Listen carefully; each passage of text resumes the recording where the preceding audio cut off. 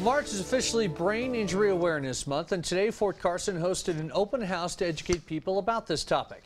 Here are the facts of this story point by point. Now, according to the Brain Injury Association of America, 5.3 million Americans live with a long-term disability from a traumatic brain injury, or TBI. Now, 75% are considered mild. It's believed between 150 to 300,000 service members have some level of TBI. Fox 21's Craig Coffey joins us now with more on the topic. Craig? Well, Joe, military personnel and their families know all too well the struggle for those dealing with a brain injury. And with what we learned today, brain injuries impact everyone from children to civilian adults and elderly, as well as our nation's armed forces. Experts on the current state of brain injuries say March, Brain Injury Awareness Month, is important to inform as many on this topic as possible. You know, parents who are at sporting events and recognize that maybe their child got a concussion and may need an evaluation or at least some rest time.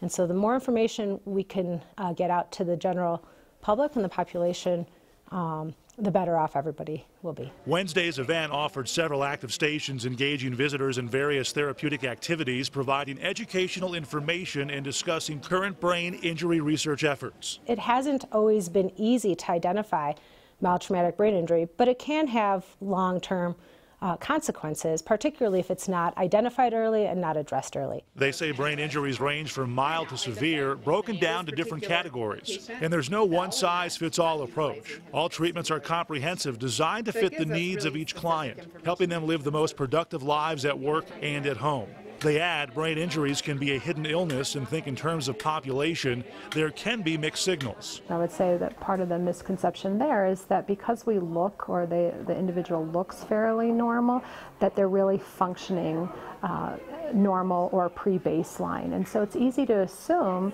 that we're just going to bring this family member back into our house, they're going to be the same person, when in fact they really have experienced a change. Now, public health officials covered a variety of treatment technologies. They stress therapy continues beyond the clinic's walls and back into homes and businesses. And their purpose is to offer as many strategies, techniques, and tools to make these transitions as smooth as possible. Lauren? All right, thanks, Craig.